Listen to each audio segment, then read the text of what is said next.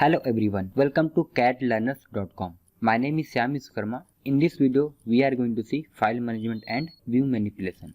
File management में हम देखने वाले हैं new file, new from, then open file, save, save as and close and exit. Let us start in this software. ये default interface है CATIA software का. अब हमको यहाँ पे नई फाइल ओपन करनी है. तो नई फाइल ओपन करने के लिए आप फाइल में जा करके न्यू ऑप्शन को चूज़ कर सकते हैं, या फिर आप यहाँ बॉटम में जाएंगे तो यहाँ पे भी आपको न्यू फाइल ओपन करने का ऑप्शन मिलता है, या फिर मैंने आपको जैसे पहले बताया हुआ था नया फाइल ओपन करने के लिए आप कंट्रोल+N करेंगे तो भी ओपन कर सकते हैं, या फिर आप स्टार्ट में जा करके यहाँ से मैकेनिकल डिज़ाइन से जो भी आपको काम करना है, पार्ट डिज़ाइन करना है या असेंबली करना है या स्केचर में काम करना है, ड्राफ्टिंग करनी है, जो भी आप यहाँ से चूज़ करेंगे सो क्लिक करेंगे सिंपली. अभी आपसे पूछ रहा है कि आप अपने पार्ट का नाम डिफाइन कीजिए. जो भी आपको नाम देना है, मोहन सोहन जो भी पसंद आ रहा है यहाँ से आप इसको नाम दे देंगे. जो यहाँ पे डिफ़ॉल्ट सेटिंग इनको मैं चेंज नहीं कर रहा हूँ, एज लेकर के चल रहा हूँ. इसको आप क्लिक करके ओके करेंगे. ये आपकी न्यू फाइल ओपन हो चुकी है. तो इस तरीके से हम किसी भी एक फाइल को ओपन करेंगे. आप देखते हैं कि जैसे आपने कोई फाइल बनाया है उसको सेव कैसे करते हैं. But let me create something here. तो यहाँ से स्केचिंग करके मैं कुछ बना लेता हूँ. ये जैसे आपके अंडरस्टैंडिंग के लिए है. बाकी स्केचिंग कैसे यूज़ करना है और भी टूल्स कैसे यूज़ करना है वो हम बाद के वीडियोस में देखेंगे. फिलहाल इसको मैं एक सॉलिड मॉडल में कन्वर्ट करता हूँ. ये आपका सॉलिड मॉडल बन चुका है मेरे पास. अब यहाँ पे रिक्वायरमेंट ये है कि मुझे इस फाइल को क्या करना है, सेव करना है. तो सेव करने के लिए आप फाइल में जाएंगे. फाइल में जाने के बाद यहाँ से आपको सेव का ऑप्शन मिलेगा, या फिर आप इसको यहाँ बॉटम साइड से भी जाकर के मेन्यू बार से आप इसको सेव कर सकते हैं, या तो फिर आप कीबोर्ड की हेल्प से कंट्रोल+S करेंगे तो भी आपको सेव करने का ऑप्शन देगा. जैसे आप इसको सेव करने के लिए जाते हैं एक डायलॉग बॉक्स आपके सामने ओपन होता है. ये आपको डिफाइन करता है कि कहाँ पे आपको सेव करता है. लोकेशन आपको डिफाइन करना पड़ेगा. सेव इन कहाँ पे करना है, तो डेस्कटॉप में करना है. ठीक है, नाम आपने पहले दे के रखा हुआ है मोहन नाम, अच्छी बात है. उसके बाद यहाँ पे सेव एज ऐसा टाइप आपको डिफाइन करना है. तो आपको यहाँ पे टाइप चूज़ करना पड़ता है कि किस में करना है. तो ये कैट पार्ट जो है nothing but it's your extension of your file. जैसे कि हम अगर आपने ऑटोकैड में काम किया होगा तो ऑटोकैड का फाइल एक्सटेंशन .dwg होता है. अगर हम किसी सॉन्ग की बात करें तो वहाँ पे उसका एक्सटेंशन .mp3 होता है. अगर हम इमेज की बात करें तो .jpeg, .png. उसी तरीके से कैटिया का यहाँ पे कैट पार्ट है. और ये किसके लिए है, सिर्फ और सिर्फ पार्ट मॉडलिंग के लिए. लेकिन अगर मान लीजिए आप ड्राइंग में काम कर रहे हैं तो उस केस में एक्सटेंशन चेंज हो जाएगा. अगर आप असेंबली में काम कर रहे हैं तो उस केस में भी एक्सटेंशन चेंज जाएगा. वो भी हम देखेंगे फ्यूचर में क्या होता है. बट फिलहाल के लिए इसको हम जो भी सेटिंग्स आ रहे हैं उनको बेसिक क्लिक करके इसको हम सेव कर देते हैं. तो आपकी फाइल क्या हो गई है, अब आपकी सेव हो गई है. तो इस तरीके से हम फाइल को ओपन करेंगे और सेव करेंगे. अब मान लीजिए कि आपका फाइल का काम हो चुका है. अब आपको अपने फाइल को बंद करना है. तो यहाँ से आप फाइल में जाइए और यहाँ पे सिंपली आप क्लोज कर देंगे. तो क्लोज करने से क्या होगा, जो आपने यहाँ पे वर्कबेंच ओपन किया हुआ है, तो अभी मैंने किसका वर्कबेंच ओपन किया है, मैंने किया है पार्ट मॉडलिंग का. तो पार्ट मॉडलिंग के वर्कबेंच को ओपन कर देगा, ना कि पूरे सॉफ्टवेयर को. लेकिन अगर आपको पूरे सॉफ्टवेयर को क्लोज करना है तो आप यहाँ फाइल में जाकर के एग्जिट पे क्लिक करेंगे, या तो फिर आप यहाँ पे डायरेक्टली क्रॉस मार्क को क्लिक करेंगे. ठीक है, तो यहाँ से मैं फाइल में जाता हूँ और फिलहाल इसको मैं क्लोज कर देता हूँ. तो ये फाइल होगी आपकी क्लोज. अब आपको लगता है नहीं अगेन मुझे इस फाइल को ओपन करना है, कुछ उसमें एडिटिंग करनी है, कुछ चेंजेस करने हैं, तो आप यहाँ से फाइल में जाएंगे. फाइल में जाने के बाद आपको यहाँ पे ओपन का ऑप्शन मिलता है. आप ओपन पे क्लिक करेंगे. किस फाइल को ओपन करना है, आपने कहा कि मुझे सेम फाइल जो मैंने मोहन बनाया था उसी को ओपन करना है. कहाँ थी, डेस्कटॉप में थी. कहाँ पे, इसको देख लेते हैं. ये यहाँ पे आपकी फाइल पड़ी हुई है मोहन को मैंने पकड़ा, यहाँ से मैंने ओपन कर दिया. ये आपकी फाइल अगेन ओपन हो गई है. अब आपको रिक्वायरमेंट है कि नहीं मुझे इस फाइल में यहाँ पे क्या लगाना है, फिलेट लगाना है. तो यहाँ से हम फिलेट के लिए चले जाते हैं. और किस एज पे लगाना, मैंने कहा मुझे इसको इस पूरी एज पे लगाना है, चारों एजेस पे. चारों एजेस मैंने सेलेक्ट कर लिया. 5 mm का लगाना है. ये मैंने क्लिक किया और आपका ये फिलेट लग गया. तो इस तरीके से हम इसको कर सकते हैं. अब आपको लगता है कि जो भी चेंजेस किए हैं आपको फाइल को सेव करना है, तो सिंपली आप फाइल में जाएंगे और क्या करेंगे, इसको सेव करेंगे. तो ये आपका क्या हो जाएगा, सेव हो जाएगा. तो इस तरीके से हम फाइल को सेव कर सकते हैं ओपन करके.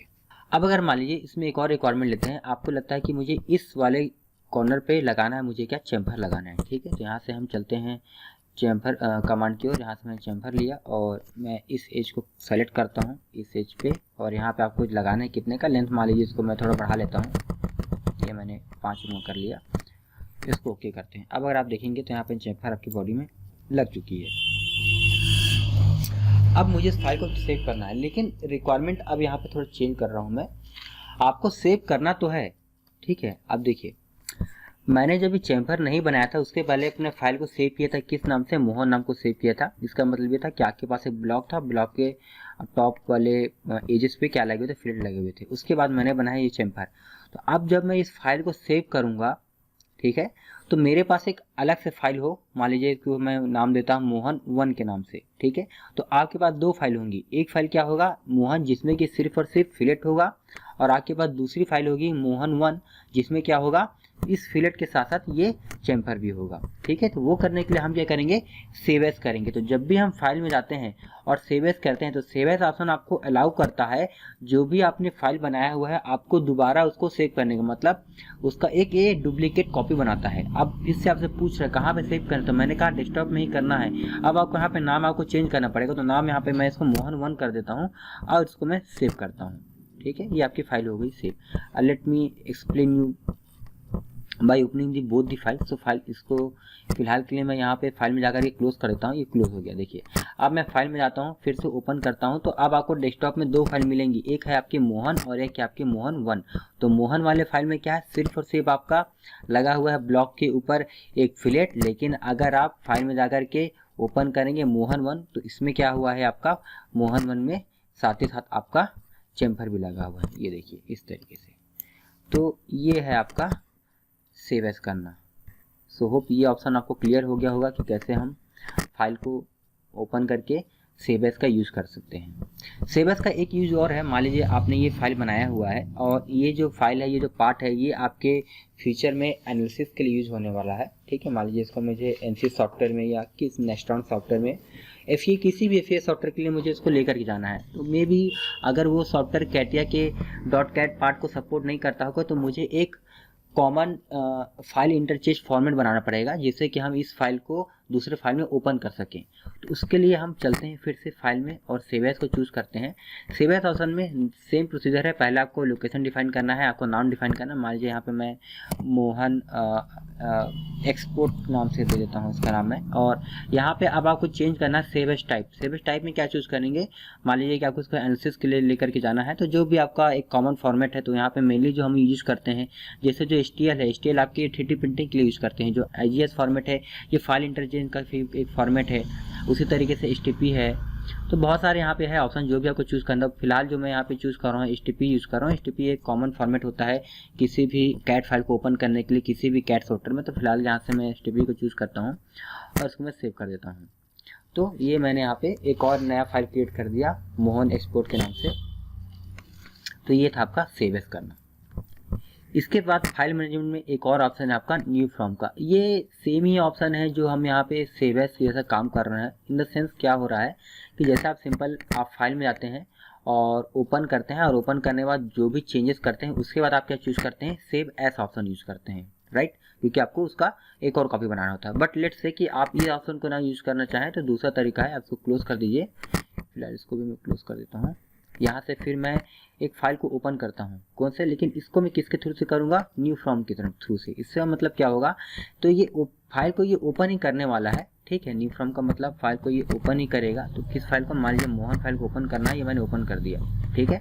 और आपको लगता है कि नहीं मुझे यहाँ पे एक होल बनाना है, तो यहाँ से मैं फिलहाल एक होल क्रिएट कर लेता हूँ। यहाँ पे ये तो यहाँ से मैंने एक सिंपल एक होल क्रिएट कर दिया, ये होल हो गया। अब मुझे इस फाइल को सेव करना है, ठीक है।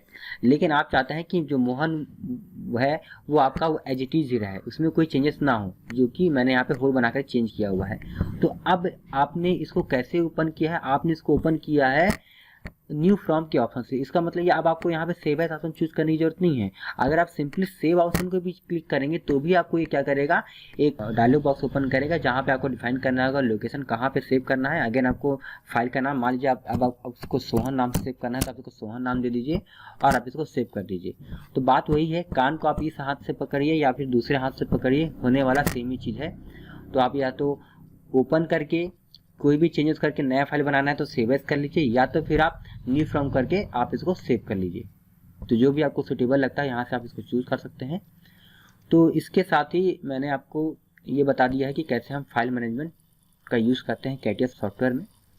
बट स्टिल अगर आपको लगता है कि कोई डाउट है तो आप कमेंट सेक्शन में अपने डाउट पूछ सकते हैं।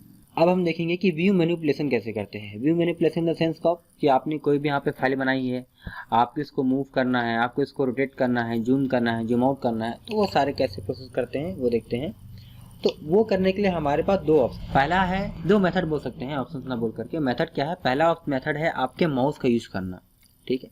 तो with the help of mouse करेंगे, या तो फिर हमारे पास यहाँ टूल बार में एक ऑप्शन है व्यू मैनिपुलेशन का, ये देखिए ये मेरे पास ऑप्शन है व्यू मैनिपुलेशन के, यहाँ पे ये वाला ऑप्शन, इसके वजह से हम कर सकते हैं। तो मैं आपको दोनों तरीका बताता हूँ कैसे करते हैं, ठीक है। सबसे पहले मैं बात करता हूँ माउस की, ठीक है। तो माउस के मैं सारे फीचर्स को बताता हूँ। तो जो माउस में जो आपका लेफ्ट क्लिक होता है, लेफ्ट क्लिक, ये आपका सिलेक्शन का काम करता है। सिलेक्शन तो मतलब जैसे कि मान लीजिए आपको अभी स्केचिंग करनी है, तो यहाँ पे आपको स्केचर को क्या करना पड़ेगा, एक्टिवेट करना पड़ेगा, सेलेक्ट करना पड़ेगा। तो स्केचर के ऊपर मैं कर्सर को मूव करता हूँ और लेफ्ट क्लिक करता हूँ, तो आपका सेलेक्ट हो गया। उसी तरीके से आपको लगता है कि नहीं मुझे क्या करना है, इसको कोई पैड फीचर यूज़ करना है तो आप पैड पे क्लिक कर सकते हैं। आपको लगता है कि मुझे कोई मूव फीचर को यूज़ करना है तो आप मूव फीचर पे क्लिक करते हैं। तो इस तरीके से हम क्या कर सकते हैं, सेलेक्ट कर सकते हैं। तो जो आपका लेफ्ट क्लिक है वो किसके लिए है, आपके सिलेक्शन के लिए, ठीक है। अब मैं बात करता हूँ दूसरी बटन्स के बारे में जो कि अवेलेबल है हमारे माउस में, ठीक है। स्क्रॉल बटन, तो अगर आप स्क्रॉल बटन को सिंपली स्क्रॉल करेंगे तो स्पेसिफिकेशन ट्री का जो लोकेशन है वो आपका अप एंड डाउन होता है। तो अगर आपको लगता है कि स्पेसिफिकेशन के लोकेशन को अप एंड डाउन करना है तो आप स्क्रॉल कर सकते हैं, ठीक है।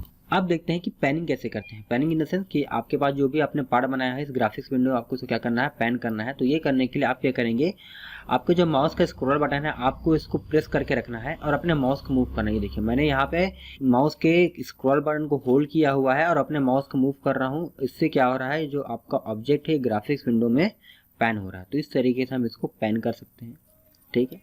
अब बात आती है zoom in and zoom out की। तो zoom in and zoom out operation आपको करने के लिए करना क्या है, आपका जो स्क्रॉल बटन है माउस में ही आपको उसको होल्ड करके रखना है। जो राइट बटन है उसको आपको एक बार क्लिक करना है। क्लिक करने के बाद अब अगर माउस को अप एंड डाउन करेंगे तो आपका ऑब्जेक्ट क्या होगा, zoom in and zoom out होगा। ये देखिए अभी क्या हो रहा है, जूम आउट हो रहा है, अभी क्या हो रहा है, जूम इन हो रहा है।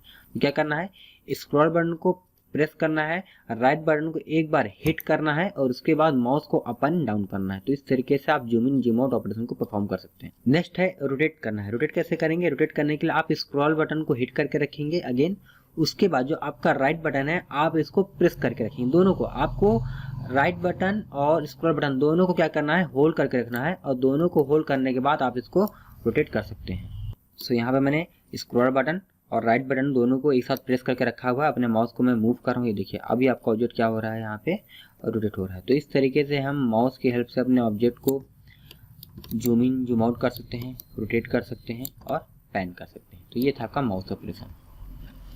सेम ऑपरेशन को हम परफॉर्म कर सकते हैं इस व्यू टूल बार की हेल्प से। तो ये आपका व्यू टूल बार है, देखते हैं इसको कैसे करते हैं। तो सबसे पहले यहाँ पे जो ऑप्शन दिख रहा होगा आपको, ये है पैन का ऑप्शन। तो सिंपली आप इसको लेफ्ट क्लिक करेंगे। लेफ्ट क्लिक मैंने आपको पहले बताया सिलेक्शन के लिए, यहाँ से सिलेक्ट हो गया। अब आप ग्राफिक्स विंडो में कहीं पे भी लेफ्ट क्लिक को प्रेस करके रखिए और अपने माउस को मूव कीजिए। ये देखिए ये आपका ऑब्जेक्ट क्या हो रहा है, पैन हो रहा है। उसके बाद रोटेट करने का ऑप्शन है। रोटेट को आपको पहले क्या करेंगे, एक्टिवेट करेंगे लेफ्ट बटन को प्रेस करके। उसके बाद आप कहीं पे भी लेफ्ट बटन को प्रेस कीजिए और ऑब्जेक्ट रोटेट कर सकते हैं इस तरीके से। उसके बाद जूम इन जूम आउट का ऑपरेशन है। यहाँ से आपको जूम इन करने का ऑप्शन मिलता है और यहाँ से आपको जूम आउट करने का ऑप्शन मिलता है। तो इस तरीके से हम व्यू की हेल्प से भी अपने ऑब्जेक्ट को मैनिपुलेट कर सकते हैं। अब इसमें कुछ फीचर्स और हैं, उनके बारे में देखते हैं। तो यहाँ पे एक ऑप्शन है फिट ऑल इन का। इसका मतलब क्या है कि मान लीजिए कभी कभी हम काम करते हैं और काम करते हुए जूम इन जूम आउट करते हुए हमारा ऑब्जेक्ट जो है कहीं पे मिसप्लेस होता है और हम उसको कितनी भी कोशिश कर ले वो हमारे सामने नहीं आता है, ठीक है। एक तरीके से हम इसको ये बोल सकते हैं कि ऑब्जेक्ट जो है आपका ग्राफिक्स विंडो में क्या हो जाता है, लॉस्ट हो जाता है, उसको वो वापस लेकर के आए। तो वापस लेकर के आने के लिए यहाँ पे फिट ऑल इन का ऑप्शन है। जैसे आप इसको एक्टिवेट करेंगे by pressing the left button, automatically object कहीं भी प्लेस होगा ये आपके सामने लेकर के आ जाएगा। तो इस तरीके से हम इस फीचर्स का यूज कर सकते हैं। उसके बाद हमारे पे एक ऑप्शन होता है नॉर्मल व्यू का। नॉर्मल व्यू का मतलब क्या होता है कि आप किसी एक स्पेसिफिक प्लेन को, एक स्पेसिफिक व्यू को आप देखना चाहते हैं।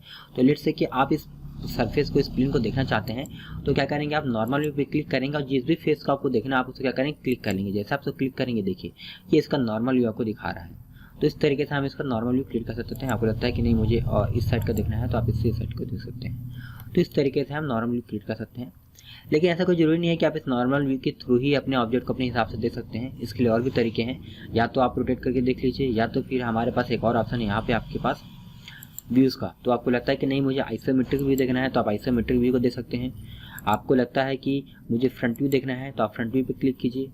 आपको लगता है कि मुझे बैक व्यू देखना है तो बैक व्यू देख सकते हैं। तो इस तरीके से यहाँ पे देखने का ऑप्शन है, जो भी आपको सूटेबल लगता हो यहाँ से आप इसको क्लिक कर सकते हैं। तो ये था व्यू देखने के बारे में। अब इसमें एक और ऑप्शन और है मल्टी व्यू का। मल्टी व्यू क्या करता है कि अभी आपके सामने एक ही व्यू क्रिएट हो रहा है, लेकिन आप चाहते हैं कि आपके इस ग्राफिक्स विंडो के 4 पार्ट हो जाए और इन चारों पार्टों में अलग अलग व्यू दिखाई दे। लेट्स से कि आपको एक साइड में फ्रंट व्यू देखना है, दूसरे पे टॉप व्यू देखना है, तीसरे पे आपको साइड व्यू देखना है, चौथे में आपको आइसोमेट्रिक व्यू देखना है। तो इसका आप ये अचीव कर सकते हैं with the help of create multi view. तो जैसे क्रिएट मल्टी व्यू को क्लिक करेंगे, देखिए ऑटोमेटिकली आपके सामने क्रिएट हो गया। ये आपका टॉप व्यू आ गया, ये आपका साइड व्यू आ गया, ये आपका फ्रंट व्यू आ गया और ये आपका आइसोमेट्रिक व्यू आ गया। अब आपको जो भी चेंजेस करेंगे, अब मान लीजिए कि आपको यहाँ पे जाकर एक और फ्लेट लगाते हैं, आपको लगता है कि मुझे यहाँ पे फ्लेट लगाना है, आपने फ्लेट लगा दिया, तो जो आप फ्लेट यहाँ पे लगाएंगे इसका जो इफेक्ट है वो क्या पड़ेगा, आपके सारे व्यूज़ में पड़ेगा, क्योंकि ऑब्जेक्ट आपका सेम ही है, बस हमने क्या किया है इसके 4 व्यूज़ क्रिएट कर दिए हैं। तो अगर आपको लगता है कि मल्टी व्यू में काम करना है तो आप काम कर सकते हैं, नहीं करना है तो आप इसको अगेन डीएक्टिवेट कर सकते हैं। सो होप ये ऑप्शन आपको क्लियर हो गए होंगे। इसमें एक ऑप्शन और है आपके पास, व्यूज़ को किस तरीके से देखना है। जैसे अभी आप यहाँ पे देख रहे हैं अपने ऑब्जेक्ट को, ये व्यू हमने क्रिएट किया है आइसोमेट्रिक व्यू, और आपको जो ये पार्ट है ये सॉलिड पार्ट की तरह दिख रहा है, बट आपको लगता है कि नहीं मुझे इसमें एजेस में देखने हैं या फिर इसका वायर फ्रेम देखना है, तो इसको कंट्रोल कर सकते हैं। तो यहाँ पे जाकर के हमारे पास ऑप्शन है, तो अभी ये बाय डिफॉल्ट किसमें शेडिंग में है, मतलब आपको ये शेडिंग में दिख रहा है। आपको लगता है कि शेडिंग विथ एजेस देखने हैं, तो आप जैसे इसको क्लिक करेंगे शेडिंग विथ एजेस है, तो देखिए शेडिंग भी आ रही है और एजेस भी आ रही है, सॉलिड मॉडल भी दिख रहा है। उसी तरीके से यहाँ पे आपके पास एक और option shading with edges without smooth edge, तो आपके पास अगर कोई स्मूथ एज नहीं है तो इसको ये नहीं दिखाएगा। ये देखिए, तो यहाँ पे जो स्मूथ एजेस है यहाँ पे इसने ये एज को नहीं दिखा रहा है, ठीक है। इस तरीके से आप चूज कर सकते हैं। फिर आपके पास एक ऑप्शन आता है shading with edges and hidden edges, मतलब जो बैक साइड में यहाँ पे जो एजेस है उनको भी शो करेगा। तो यहाँ से मैं क्लिक करता हूँ, ये देखिए आपको हिडन एजेस भी दिखाई दे रहा है, तो आप ये ऑप्शन को चूज कर सकते हैं। देन आपके पास एक ऑप्शन आता है कि शेडिंग विथ मटेरियल। अगर मान लीजिए आपने इसमें मटेरियल, इस ऑब्जेक्ट में पार्ट में आपने कोई मटेरियल डाला हुआ है, तो मटेरियल को भी आप देख सकते हैं, बट फिलहाल यहाँ पे कोई मटेरियल नहीं है तो वो उसका इफेक्ट नहीं दिख रहा है। फ्यूचर में हम देखेंगे कोई मेटल ऐड करके इसमें। देन यहाँ पे आपके पास एक ऑप्शन आता है वायर फ्रेम का, तो आप इसको वायर फ्रेम में क्लिक करेंगे तो आपको ये वायर फ्रेम की तरह दिखाई देगा, बट है ही ये आपका सॉलिड मॉडल ही। देन लास्ट में एक ऑप्शन और होता है आपके पास कस्टमाइज व्यू पैरामीटर, मतलब आप अपने हिसाब से कस्टमाइज कर सकते हैं कि आपको क्या देखना है क्या नहीं देखना है। आपको लगता है कि आपको ऑल एजेस देखनी है तो आप ऑल एजेस देखिए, आपको लगता है कि स्मूथ एज नहीं देखने हैं तो आप उसको मत देखिए। आपको उसी तरीके से लगता है कि कलर एजेस देखने हैं, कहीं पे कलर आपको अप्लाई किया हुआ, आउटलाइंस आपको देखने हैं तो आप आउटलाइन देख सकते हैं, लाइन ऑन लाइन देखना है तो आप वो देख सकते हैं, नो वायर देखने हैं तो आप इसको चेक कर लीजिए, नो एक्सिस देखना है तो आप इसको चेक कर लीजिए। तो जो भी आपका रिक्वायरमेंट है आप इसको अपने हिसाब से कस्टमाइज कर सकते हैं। आपको सेटिंग में देखना है कि नहीं देखना है, आपकी मर्जी है। इसका मतलब ये है कि आप व्यू को अपने हिसाब से कंट्रोल कर रहे हैं, तो जैसा भी आपको पसंद आ रहा है आप ले लीजिए, नहीं लेना है तो कोई दिक्कत नहीं, बाय डिफॉल्ट यहाँ पे है आप उसको चूज कर सकते हैं। सो इस वीडियो में हमने देखा कि कैसे हम फाइल मैनेजमेंट का यूज़ कर सकते हैं और कैसे हम ऑब्जेक्ट के व्यू को मैनिपुलेट कर सकते हैं with the help of mouse और this view tool bar. Next video में हम देखने वाले हैं कि हम कैसे अपने टूल्स को कस्टमाइज करेंगे और कैसे यूनिट्स को चेंज करेंगे। So stay tuned guys, thank you.